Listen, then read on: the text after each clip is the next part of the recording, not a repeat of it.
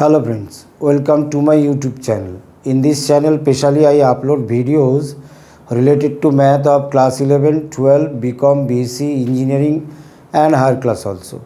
If you like these videos, please subscribe my channel and like and share. Okay.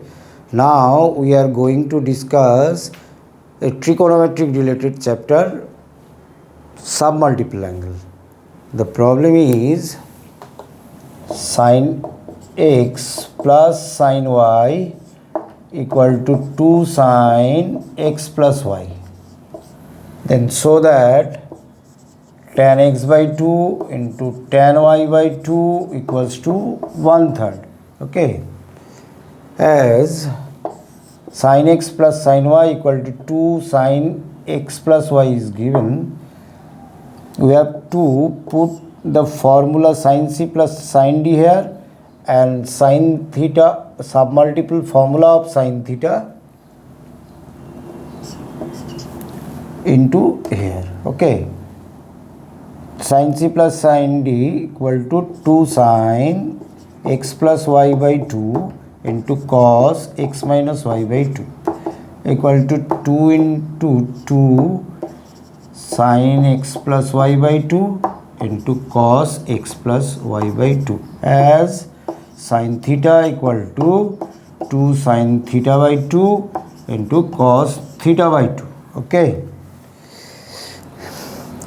After cancelling 2 sin x plus y by 2, we get cos x minus y by 2 divided by cos x plus y by 2 equals to 2.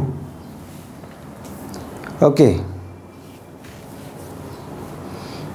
Applying componendo dividendo, we get cos x minus y by 2 plus cos x plus y by 2 divided by cos x minus y by 2 minus cos x plus y by 2 equal to 2 plus 1 by 2 minus 1.